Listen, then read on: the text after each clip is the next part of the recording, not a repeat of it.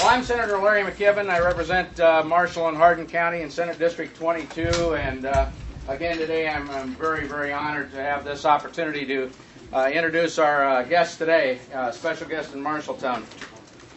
U.S. Senator Fred Thompson started out as a U.S. Assistant Attorney in Tennessee.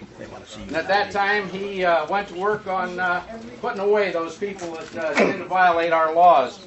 And I quote out of Newsweek, he put away bank robbers and moonshiners, wrapping up one conviction after another. My kind of guy, putting them where they belong. Watergate Chief Minority Counsel. You all know that we went through some difficult times in the 1970s and the Watergate years. And the Senator was appointed by then Senator Howard Baker to be the Chief Minority Counsel during those difficult years, and handled those difficult assignments with dignity and honor in those tough times, and was recognized for that. Tennessee, he went back to his home state in Tennessee, and he said, as he had done earlier as a prosecutor, it's time to go after a corrupt governor in Tennessee at that point in time. And he defended a lady by the name of Mary Rigotti, who was being attacked by the governor. She reported bribes for paroles being taken at that point in time, and he made it stick. Again, putting away somebody or holding the line on somebody. Changing face of Washington. 1994, Senator Thompson said, I'm going to move my service up to a new level and run for the Senate of the United States. And as I can remember, the first time I ran for the Senate, a lot of people kind of patted me on the head and said, good job, McKibben, we're with you, but I don't think probably many of them thought McKibben was going to beat an incumbent in 1996. Well, we got the job done. And Senator Thompson, within weeks of the election in that year, 1994, was 20 points down in the polls. Guess what happened? Of course, you all know the answer to that. He won by 20 points, turning that around. He won with hard work, being a down-to-earth, tough guy. He'd already proven himself and wanted to do that and continue on with that service. You know that we appointed Justice Roberts, the Chief Justice of the United States Supreme Court. President Bush asked the senator to lead that nomination process. We knew it was going to be a difficult nomination process to get Justice Roberts confirmed, and he led that process, and he did it in a what I would call a nonpartisan diplomatic manner, saying this is a great candidate for United States Supreme Court Justice, and he was confirmed. The vote was 78-22 in really difficult times to confirm Chief Justice Roberts. Chief Justice Roberts has made a difference. National Security. He was appointed to the National Security Advisory Commission of the State Department. Worked very hard in that position and is recognized for his expertise in that area. So Senator Thompson has proven year after year not only his public service, but the service that he gets the job done for the people.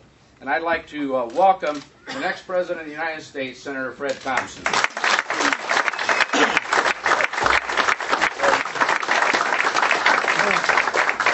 Larry, thank you very, very much. You know, it's kind of depressing. You've done a better job on me than I can do for myself. But I appreciate that very, very much. And it's good to be here with someone who obviously has the confidence of the folks around here.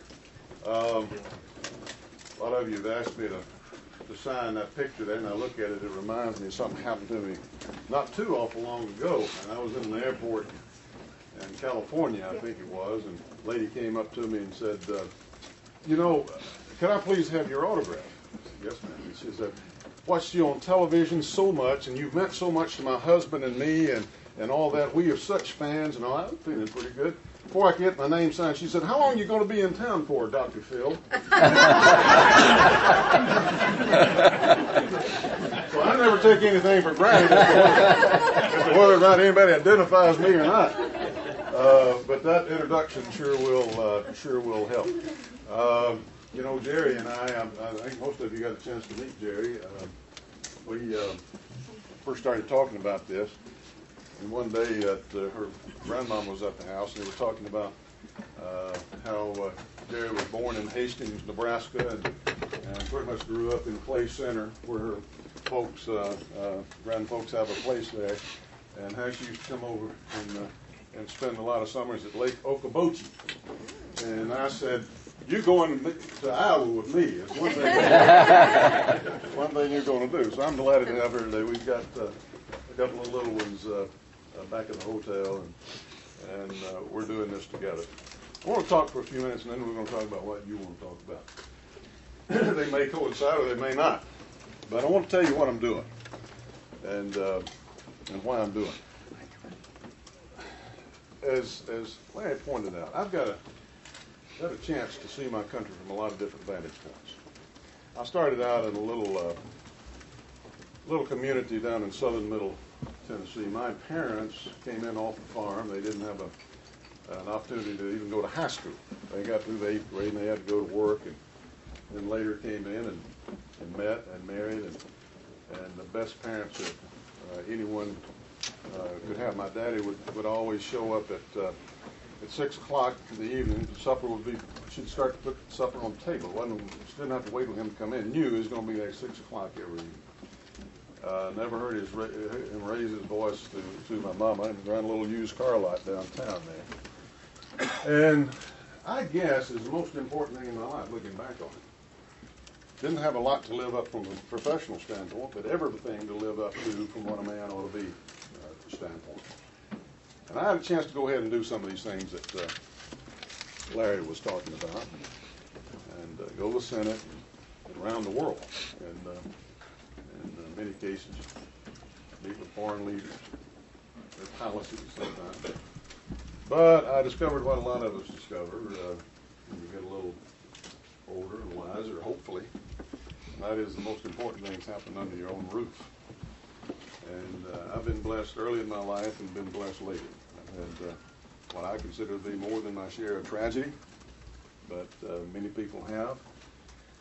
But hopefully I'm smart enough to know when the good Lord is blessing me. And the moment that Jerry and I found out that we were going to be parents, I was going to be a father again,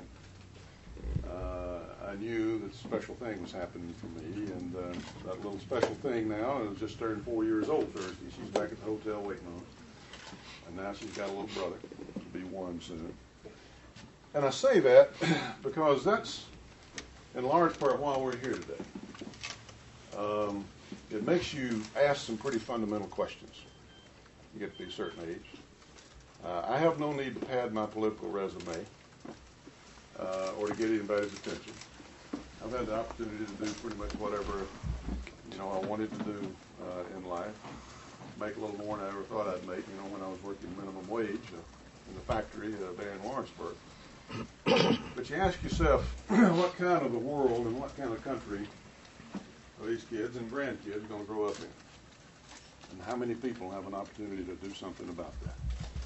And I think, in many respects, our country's at a crossroads. And we've become the most blessed country in the history of the world through the work and sacrifice of a lot of people, basically adhering to certain principles. We have a chance to pursue those, or we have a chance to take another direction, which a lot of historians say is the direction that every major power ultimately takes. Fall of the Roman Empire and all the other great ones, and that maybe we're just in the declining phase now, and we're going to continue on that inevitable path that will lead us to a different place than the kind of country we grew up in. I reject that notion with every fiber of my being. But there's political force out there right now, the people who will be going up against next November, have a vision of bigger government, more regulation, more spending of money that we don't have, and policies that will make us less secure and less prosperous than we've been in times past.